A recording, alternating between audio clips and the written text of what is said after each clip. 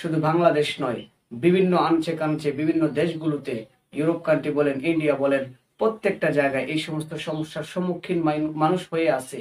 হয়তো স্বামী ভালো না, না হয় স্ত্রী ভালো না, স্ত্রী পরকিয়া করে, মহিলারা, মা ও বোনেরা একটা বিষয় বুঝতেছে না যে আপনি বিবাহিত একজন মহিলা, আপনি দুইজন তিনজন বাচ্চার মা, আপনি অন্য আরেকজন ছেলের সঙ্গে পরকিয়া করেন। ওই ছেলেটা তো আপনাকে নিয়ে স্ত্রীর অধিকার দিবে না, সে তো আপনাকে ভোগ বিলাসিতা করে আবার পরবর্তীতে আপনাকে ছেড়ে দিবে। তখন আপনার কোনো কুল থাকবে না, না থাকবে স্বামীর বাড়ি, না থাকবে ওই ছেলের বাড়ি, না আপনাকে আপনার বাপ মা পছন্দ করবে। সম্মানিত দিনদার ভাই ও বোনেরা, অনেক সময় আপনারা আমাদেরকে এই কথা বলে থাকেন যে আমার স্বামীকে বশীকরণ করতে হবে, আমার স্ত্রীকে বশীভূত করতে হবে, আমি একজনকে ভালোবাসি, একজনকে পছন্দ করি, তাকে বশীকরণ করতে হবে। এই উদ্দেশ্য নিয়ে অনেকে আমাদেরকে কমেন্ট করেন, মেসেজের মাধ্যমে বলে থাকেন। তো দিনী ভাই বোনেরা, আজকের এই ভিডিওটিতে আপনাদের মাঝে খুবই গুরুত্বপূর্ণ একটি টপিক নিয়ে উপস্থিত হয়েছি। সেটা হলো একজন আরেকজনকে কিভাবে মহাব্বতে পাগল করবেন, একজন আরেকজনকে আপনার ভালোবাসায় কিভাবে আকৃষ্ট করবেন। এই সিস্টেম, এই পদ্ধতি আপনাদেরকে বলে দিব ইনশাআল্লাহ তাআলা। আপনি যতই বশীকরণ মন্ত্র পড়েন, যতই শিরকি কুফরি মন্ত্র তার মধ্যে লাগান, আল্লাহ যদি না চায় কখনো আপনার দ্বারা এটা সম্ভব হবে না যে আপনার প্রিয় মানুষ, আপনার ভালোবাসার মানুষ, আপনার স্বামী, আপনার স্ত্রী আপনার বশীভূত হয়ে যাবে, আপনার দিকে আকৃষ্ট হয়ে যাবে। এটা আসলে মন্ত্র, কালো জাদু, ম্যাজিক টেজিক করে কোনো লাভ হবে না। কিন্তু একটা বিষয় আপনাকে বলতে পারি, আপনি যদি কোরআনি আধ্যাত্মিক চিকিৎসার মধ্যে চলে আসেন, এক আল্লাহর উপরে শরণাপন্ন হয়ে কোরআনি তাওয়িজ অথবা কোরআন ভিত্তিক শরীয়ত মোতাবেক এই যে তদবির গুলো আছে, এগুলো যদি আপনি করতে পারেন, ইনশাআল্লাহ ইনশাআল্লাহ আল্লাহ তাআলা অবশ্যই আপনাদের উভয়ের মধ্যে মিল মোহাব্বত পয়দা করে দিবেন। আহারে, আপনাদেরকে একটা কথা বলতে চাই, দেখেন বর্তমান সমাজটা এই সমস্ত পরকিয়া অপকর্ম দিয়া ধ্বংস হয়ে যাচ্ছে।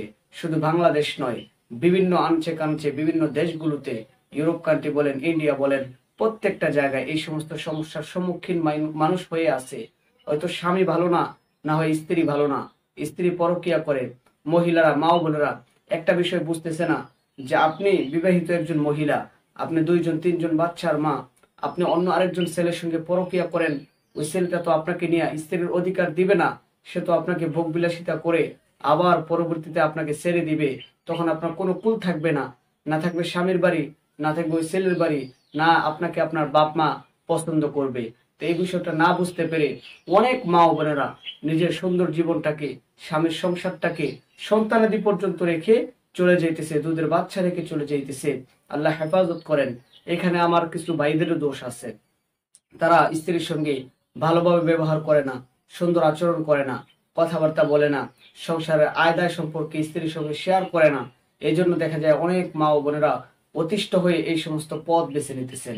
তো দিনদার ভাই ও বোনেরা, একজন আরেকজনকে যখন বশীভূত করতে চাচ্ছেন, আপনারা একটা বিষয় করবেন, অবলম্বন করবেন, আল্লাহ রসুলের সুন্নত, আল্লাহ তাআলার হুকুম, আদর্শগুলো মেনে আপনার সংসারটা করেন। দেখেন কোনো তাবিজের দরকার নাই, কোনো শিরকি কুফরি মন্ত্রের দরকার নাই, কোনো জাদু করার দরকার নাই। একজন আরেকজনকে মন থেকে ভালোবাসেন, আল্লাহ এবং আল্লাহ রসুলের সুন্নত গুলো ধরে একজন আরেকজনকে এরকম ভাবে দুঃখ বেদনা এগুলো বুঝে যখন আপনারা চলতে পারবেন, দেখবেন আপনাদের সংসারের মধ্যে কোনো অশান্তি আর থাকবে না।